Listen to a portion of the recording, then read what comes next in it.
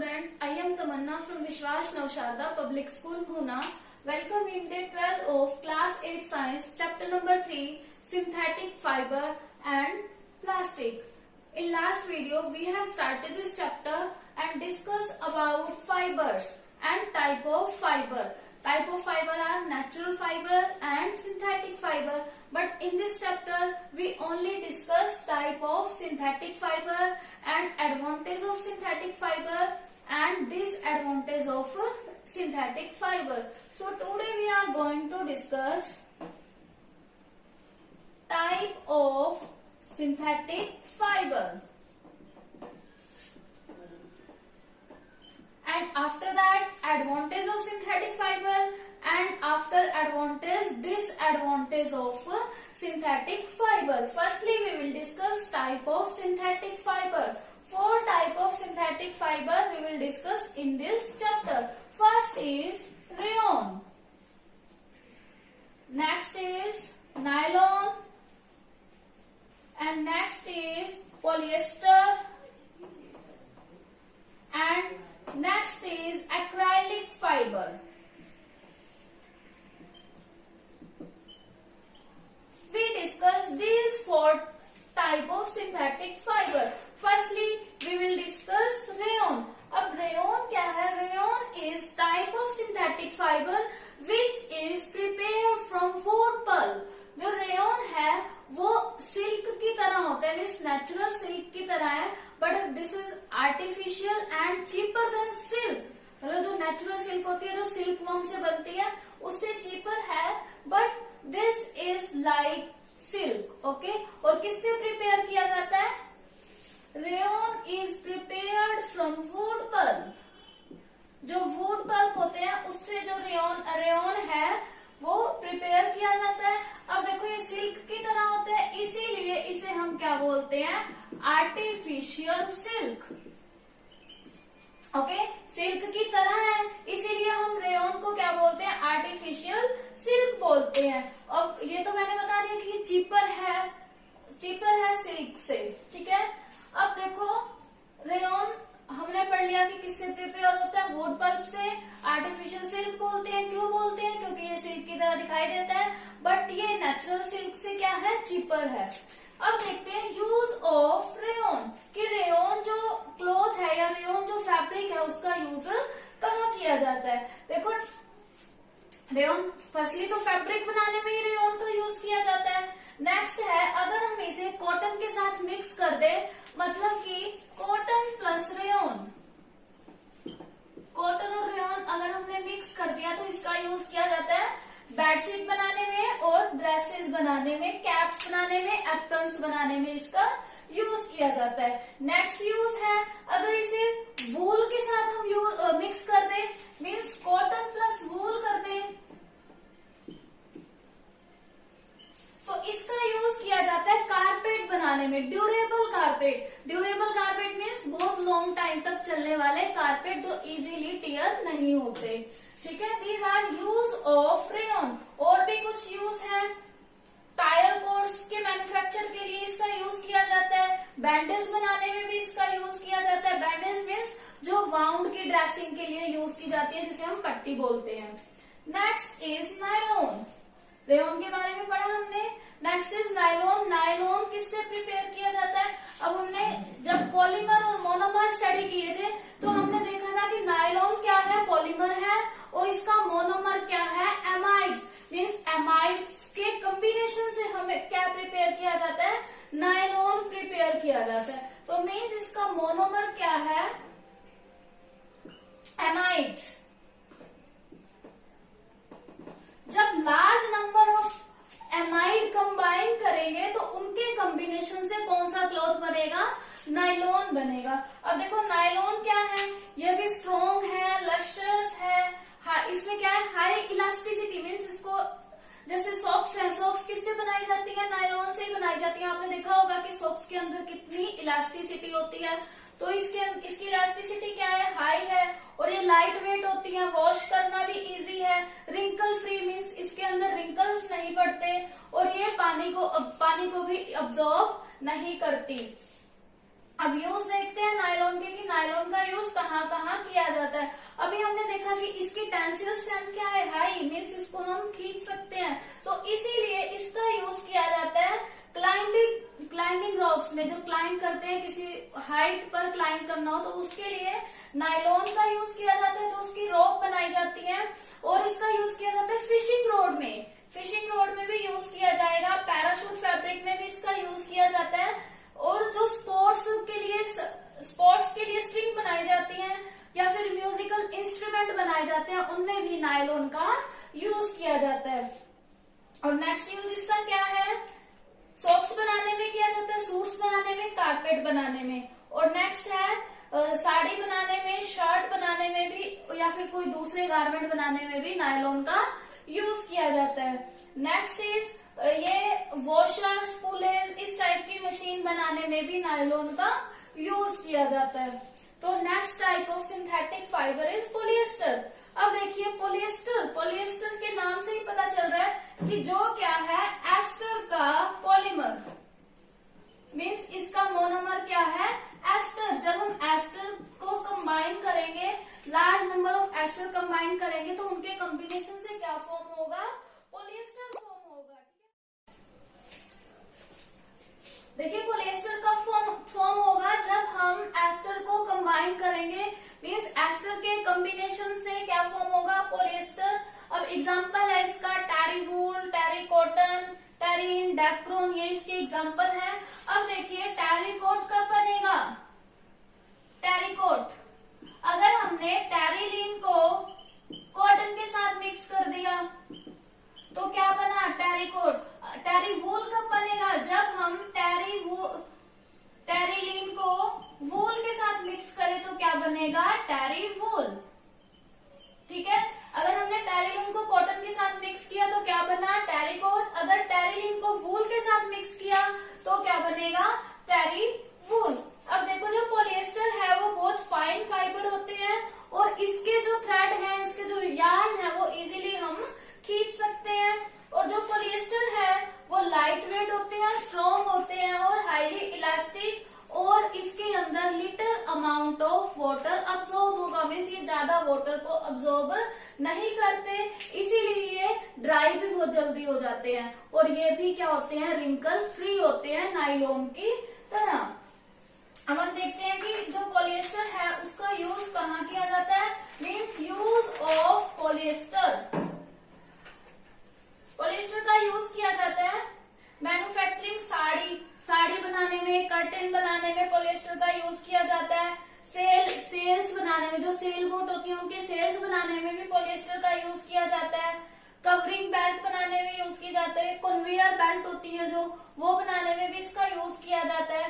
Terrycot जो बनाया है किससे, टेरिलीन और कॉटन को मिक्स करके उससे शर्ट्स बनाई जाती हैं।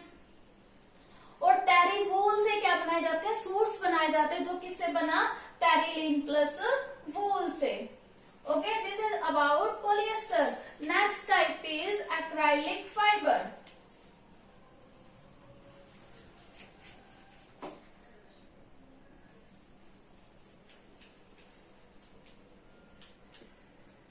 अब जो एक्राइलिक फाइबर है ये भी क्या है, सिंथेटिक फाइबर का टाइप है। अब देखो इसका भी मोनोमर है कुछ ना कुछ, इसका भी मोनोमर है, तो एक्राइलिक फाइबर का भी तो कोई ना कोई मोनोमर होगा। इसके क्या होता है, नाइट्राइल, इसका मोनोमर है, तो इसे acrylic fibre is synthetic fibre. ये इसका मोनोमर क्या है, नाइट्राइल। और जब पूरा पॉली बन जाता है तो उसे क्या बोलते हैं, पॉली एक्राइलो नाइट्राइल। वैसे इसके क्या है, नाइट्राइल इसका मोनोमर है, और जब कंबाइन करके हम एक्राइलिक फाइबर बनाते हैं तो उसे क्या बोलते हैं, पॉली एक्राइलो नाइट्राइल फाइबर। अब जो एक्राइलिक फाइबर है वो भी लाइट वेट, सॉफ्ट है, और जैसे वूल गर्म होती है उसकी तरह ये हमें वार्मथ भी करता है। ठीक है, और इसे डिफरेंट कलर में भी डाई किया जा सकता है। अब देखते हैं कि यूज कहाँ कहाँ पर किया जाता है इसका। ये क्या है, थोड़ा सा वूल से एक्सपेंसिव है। अब क्लॉथ बनाने में भी इसका यूज किया जाता है। ठीक है, एक्राइलिक फाइबर जो है स्वेटर बनाने में, शॉल बनाने में, ब्लैंकेट बनाने में और कुशन बनाने में भी इसका यूज किया जाता है। तो these are the type of synthetic fibre. Now we move on advantage of synthetic fibre. कि सिंथेटिक फाइबर की एडवांटेज क्या है। अभी हमने देखा कि मोस्टली सिंथेटिक फाइबर ऐसे हैं जिसकी क्या है, टेंसियल स्ट्रेंथ हाई होती है। तो मीन्स फर्स्टली एडवांटेज तो इसकी यही होगी, हाई टेंसियल स्ट्रेंथ। टेंसियल स्ट्रेंथ क्या है, मतलब कि हम उसको स्ट्रेच कर सकते हैं। अब हम देखते हैं कि किसकी जो टेंसियल स्ट्रेंथ है, मीन स्ट्रेच करने की पावर है, वो ज्यादा है। इसके लिए हम एक एक्टिविटी परफॉर्म करेंगे। अब टेंसियल स्ट्रेंथ स्ट्रेच ज्यादा होगी तो मीन्स वो ज्यादा वेट को होल्ड कर सकती है। High tensile strength means hold more weight. ठीक है, हमने अलग अलग टाइप के क्या ले लिए, फैब्रिक और उसके थ्रेड ले लिए, कॉटन, वूल, सिल्क और नायलन। ये 4 टाइप के हमने थ्रेड लिए और इसको क्या है, इस तरह से एक स्टैंड लिया। यहाँ स्टैंड में हमने ऐसे थ्रेड से वेट हैंग कर दिया। ठीक है, यहाँ पे हम क्या करेंगे, वेट पुट करेंगे। इस थ्रेड को हम चेंज करेंगे। 4 थ्रेड जो हमने लिए हैं, चारों थ्रेड के साथ ये एक्टिविटी परफॉर्म करेंगे। मतलब कि यहाँ हमने वेट रखते जाना है और यहाँ थ्रेड चेंज करना है और उसकी टेंसियल स्ट्रेंथ नोट करनी है, मतलब कि कितना वेट वो होल्ड कर सकते हैं। सबसे पहले हमने कॉटन के साथ परफॉर्म किया, नायलॉन के साथ परफॉर्म किया, सिल्क के साथ परफॉर्म किया और वूल के साथ। मतलब ये थ्रेड चेंज करके चारों थ्रेड के साथ हमने ये एक्टिविटी नोट की कि यहाँ पे हम वेट पुट करते गए। ठीक है, कि कितना वेट वो होल्ड कर सकती है, कि हमने कितना वेट रखा और कितना वेट रखने से ये जो थ्रेड है वो ब्रेक डाउन हो गए। तो जब हमने वेट रखने के बाद नोट किया तो हमने ये देखा कि जो नायलॉन थ्रेड था उसने क्या है, सबसे ज्यादा वेट को होल्ड किया। तो मीन सबसे ज्यादा जो टेंसियल स्ट्रेंथ है वो किसकी हाई है, नायलॉन की। नायलॉन के बाद होगी सिल्क की, सिल्क के बाद वूल की, सिल्क के बाद कॉटन, फिर लास्ट में वूल। मीन्स वूल जो थ्रेड है वो सबसे कम वेट को होल्ड करेगा, उसके बाद कॉटन, फिर सिल्क, नायलॉन सबसे ज्यादा को होल्ड करेगा और वूल सबसे कम वेट को होल्ड करेगा। तो ये हमारा फर्स्ट पॉइंट था, हाई टेंसियल स्ट्रेंथ। मीन्स जो सिंथेटिक फाइबर है उसकी टेंसियल स्ट्रेंथ क्या होती है, हाई होती है। अब देखो, वूल नेचुरल फाइबर है, कॉटन भी नेचुरल फाइबर है, तो इनकी टेंसियल स्ट्रेंथ क्या है, कम, ये जल्दी ब्रेक डाउन हो जाएंगे। Okay, next is low water absorbing capacity. Low water absorbing capacity क्या है, इसकी जो वाटर अब्सॉर्बिंग कैपेसिटी होती है वो कम होती है। ओके, जो सिंथेटिक फाइबर होंगे इसकी अब्सॉर्बिंग कैपेसिटी कम है, मींस वाटर को अब्सॉर्ब करने की कैपेसिटी कम है, ये कम वाटर को अब्सॉर्ब करेंगे। इसके लिए भी हम क्या करते हैं, एक एक्टिविटी परफॉर्म करते हैं। हमने 2 फैब्रिक लिए, 1 is cotton and 1 is nylon. हमने 2 फैब्रिक लिए, 2 मग लिए और दोनों को वाटर से फिल कर लिया। मीन्स जो 2 मग लिए हमने उन्हें वाटर से फिल कर लिया।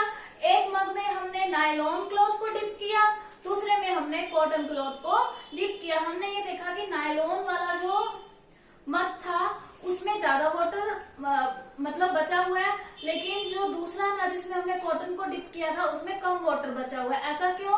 क्योंकि जो कॉटन है या फिर जो नेचुरल फाइबर है वो मोर वाटर को अब्सॉर्ब करते हैं।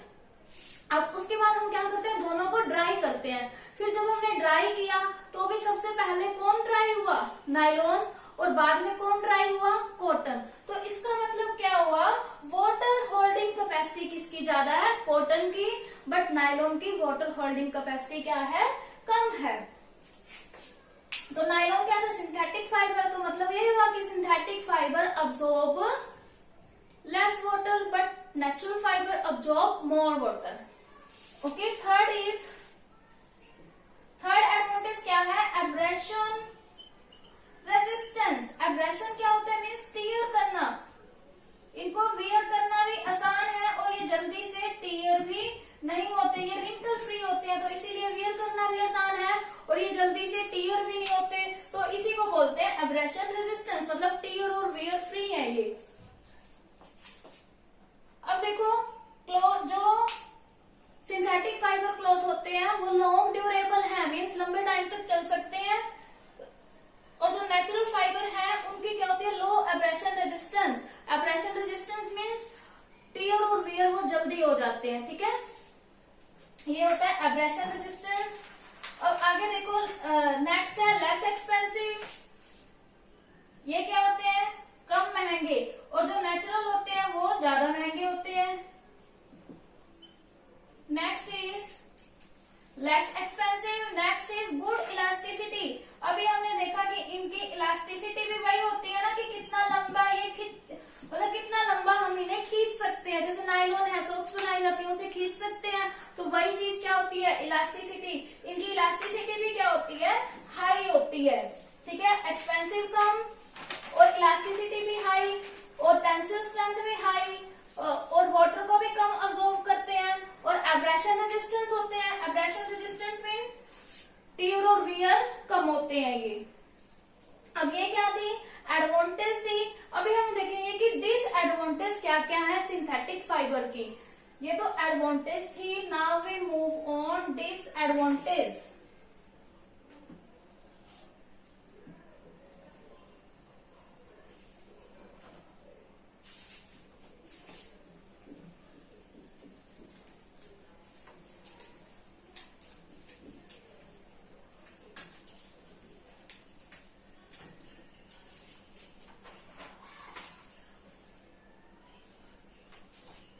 Disadvantage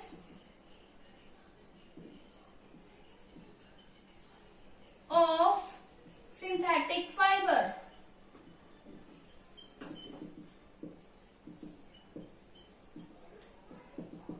कि सिंथेटिक फाइबर की डिसएडवांटेज क्या है, सबसे पहले तो ये है कि ये इजीली मेल्ट हो जाते हैं और बर्न हो जाते हैं।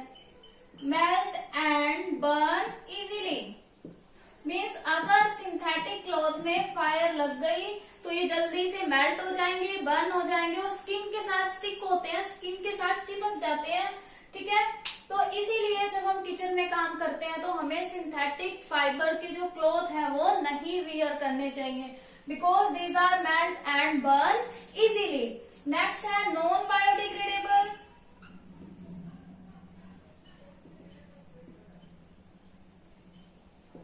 ये क्या है, नॉन बायोडिग्रेडेबल है, मींस इजीली डिस्पोज ऑफ नहीं होते, ये सॉइल में एज इट इज पड़े रहते हैं, तो इसीलिए ये क्या कॉज करते हैं, सॉइल पोल्यूशन कॉज करते हैं। Next is uncomfortable during summer. अभी हमने देखा था कि ये कम वाटर को ऑब्जॉर्व करते हैं, तो मीन्स जब हमारी बॉडी में स्वेट आएगा तो ये ज्यादा स्वेट को ऑब्जॉर्व नहीं कर पाएंगे, जिससे हमारी बॉडी को अनकंफर्टेबल सा फील होगा, ठीक है। इसीलिए ये हमारे लिए समर में क्या होते हैं, अनकंफर्टेबल होते हैं, okay. Next is develop skin problem.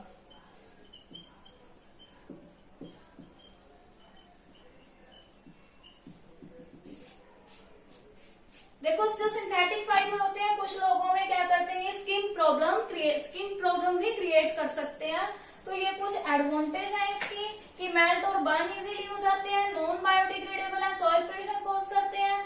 Summer में हम इसको नहीं पहन सकते क्योंकि हम कम वाटर को ऑब्जॉर्व करेंगे तो स्वेट को ऑब्जॉर्व नहीं कर पाते ज्यादा, तो इसीलिए हमें अनकंफर्टेबल सा फील होता है अगर हम समर में सिंथेटिक फाइबर को वियर करते हैं। नेक्स्ट है डेवलप स्किन प्रॉब्लम।